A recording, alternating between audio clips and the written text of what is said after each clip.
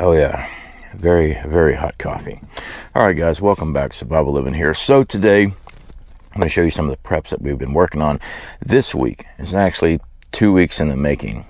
Fact is, this prep right here is an expensive prep, and it's one of the last preps, kind of. Now, as a prepper, I say stockpile your food, your water, your medication, life-sustaining equipment, and supplies before you get into this prep. But prepping for economics. Like I said, this is a 2 week in the making because I get paid by the week. We went to our local coin and bullion store, and also from our affiliates, we got a shipment in from them at Money Meadows Exchange. This here, guys, is one of those preps that helps safeguard what cash we have. All right. I am not a financial advisor, institute, or whatever, okay? I do this as a prepper. I learned my lesson from the scandemic we had when everything shut down and we all lost our jobs. I was prepping gold, well, mostly silver at the time, and now I got more into smaller pieces of gold along with our silver. The reason I say this about the scandemic, when we all lost our jobs, money was hard to come by. Okay, your bills kept on coming in. Now, having cash on hand is a great prep. But what happens when that cash on hand devalues? Case in point, hyperinflation, like what Venezuela went through. All that money in their savings, they're walking around with trash bags of their dollars, whatever they call them there, to pay for things. Because they're just hyperinflated, wasn't worth nothing. Well, nearly nothing. This is where gold and silver comes in. The value of this is still recognized world round. And then you also have the BRICS that is being built up, a new world currency, basically what they're trying to accomplish, backed with gold, precious metals, commodities. All right. This is why we stock this up. Again, make sure you have your normal preps first. All right. So at let's go ahead and talk about our affiliates. They're at Money Meadows Exchange. They sent us this. We went ahead and picked up 5 more of the gold backs. These are the single note gold backs. All right. Now, I believe it was yesterday when I took a look at the gold back calculator, kind of give you an estimate of what these things are valued at. They're a little over $4 is what the value is. These are 1/1000th of a troy ounce of 24 karat gold, which is infused. Now, there's a lot of states that are getting involved with this. We got Nevada here. I think I bought all Nevada. Oh, no, I got one Utah. New states are getting involved with this. They're looking into this as well as legal tender. Yeah, they see what's going on with the US dollar. All right, so they've been working on this. They've been thinking about it. Some of these are reaching out to the company Goldback to have legal tender as actual gold. Personally, I think that's probably a good idea because a dollar bill is a promissory note. There's no value in it, just what they say it is. This holds value world round. So we do stock up the gold backs. Now, that is from our affiliates. This right here is from our local coin shop. Now, I went ahead, we got a 1 gram Pamp gold bar. This is just 1 gram. It is a little tiny thing.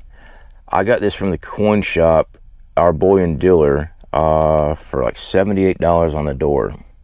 Online, like JM Bullion, other places, even Money Meadows Exchange, it's like $98. Then you have to pay for shipping. Yeah. So I always stress out, go check out your local bullion dealers. Don't go to a pawn shop.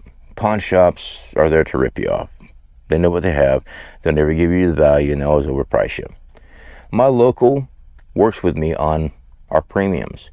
I walked in, and they know me. They know me as soon as I come in. I was on a mission for pieces of gold and silver. So when I went in, there's another guy there. He was looking at constitutional rounds, 90% silver. You know, your dimes, quarters, half dollars. And that's what I love about this bullion dealer. He'll stop you and say, I understand that you're interested in it, but I need to warn you, the premiums are through the roof right now. I personally say, don't get into them until they drop. You know, they've actually done that to me when we were buying Krugerrands. We're buying 1/10 Krugerrands. Average price out the door was $200. But then the premium just went across the board crazy on everything. And I walked in and said, if you're here for gold, I'm going to warn you, best just hold off on it right now. Awesome, dude. So that is a 1 gram right there. We also picked up another of the 2.5s. Well, I'll pull it out in a second. Another of the 2.5s, 2.5 gram. This is a Go Bar. We buy these little ones because, quite frankly, I can't afford a whole 1 ounce piece of gold. But this adds up in our stocks. Just like prepping for everything else. I like having fractional, and you do pay a little bit more on premium for fractional because they're smaller. You know, it's not mass produced like the other stuff. I do like the smaller for bartering. Compared to trading a 1 ounce bar of gold for something that's not worth it, I'd rather just grab a gram size or a 2.5 or a 5 and trade that instead of losing everything. So this is not for investment purposes as far as I'm going to turn around and resell this stuff 20 years down the road and be super rich. As a prepper, I'm trying to prepare for what is possible that's going to be coming our way. When the dollar drops, this holds value. Now, food, yeah, holds value too, but you're not going to be able to, you know, when the economy takes a crap, everyone thinks it's the end all be all. It's not. Your bills still come in. You don't get a free pass. Look at the Depression. Look at the stock market crash. Didn't mean your rent was free. No, bills kept on coming in. All right. This is why we're doing this. We have stocks of food. We have supplies. But our trade to pay for our bills won't accept that. We'll need something with monetary value. This is another Canadian maple. This is a 1 ounce. Picked up another one of these. It's got the queen on it. This is a 1 ounce piece of silver. Love this thing. I treat this like generic. There's nothing special about this coin. Generic rounds are just 1 ounce rounds. This is actually money, Canada money, but it is 1 ounce of silver. It's not like the U.S. Constitution, which is 99%. I'm sorry, 90% silver. This is 999. Well, 0.9999. They actually have 4 nines on theirs. Pure silver. All right. That's why I like grabbing those over constitutional rounds. But I do stock up constitutional. We also picked us up another Valcambi Kami bar. This is 1 grams silver. That's what this is. These are breakaways. Some say novelty item. I say bartering item. I can break a small piece of silver off easily and trade for goods and pay for services after the dollar takes a crap, instead of trying to trade this. I can break it down much easier. These are thin sheeted. They have perforations that you can break them apart, and you could pay that way. This is why we get this. The premium on this is ridiculous. We've got a couple of these now. I do like these, and every once in a while when I see them, I go ahead and purchase them because I like the idea of being able to break away what I need to pay for instead of losing everything. So with that being said, guys, if you're interested in purchasing through Money Metals Exchange, we are affiliated with them. If you use our links, we make a small, we don't even make a commission, we make a flat rate sale. This is what that is. It doesn't matter if you buy 1 or 100, it doesn't matter. If you decide to use them, definitely do appreciate it. It helps out the channel. I do encourage you, check with your local bullion dealers, but don't just run up to them. You know, check their reputation. Okay, the one I've got here in my town, great people, always worked with me, always gave me a fair price on stuff, negotiated with me on many things. I do recommend checking your local bullion dealers before buying a bunch of stuff online, because I had something happen to me online. I received letters, sales, from several of the bullion dealers I deal with online, and right across the letterhead on the outside of the envelope is the name of their company. JM Bullion, SD Bullion. So I know my mail carrier has seen what that package is. What, not the package, the letters for the sales. And I'm not happy about that at all. I don't want people, that's why I go to the bullion dealer a lot. I'm not getting mailed sales and events with the company name all over the outside of the envelope.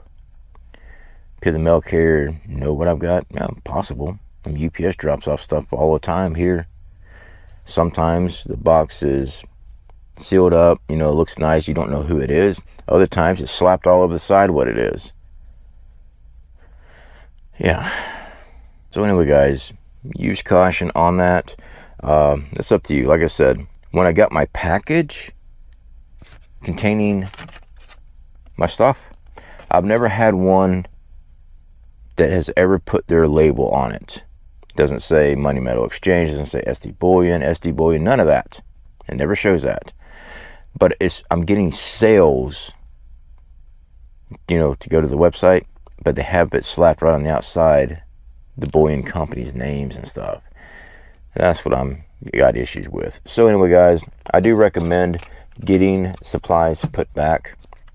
And I've seen the comments and questions, well, how do you know how to trade what's fake, what's real? Well, when you've been doing this for a while, you know what 2.5 grams of gold feels like. You know the size of it. Same thing with 1 ounce round. You know what the size and weight is. But this is why we also deal with scales. We have acid rubs. We have the availability to test our supplies. We can test our transactions. I recommend that. That's why I buy generic, because it doesn't matter if I'm doing rub tests on it and stuff like that, because it's not going to devalue the silver any compared to like commemorative pieces and stuff like that. Yeah, you don't want to throw acid and rub those things because it can hurt the value, especially when they're proofed and stuff like that. So these are very simple tools. These are a way of extending your value, your wealth value, buying power during SHTF events. You can't eat silver. No shit. Actually, you probably could if you wanted to. I've seen diets that have crushed up gold and silver in it. Colloidal silver you can drink. That's why I always said get food first.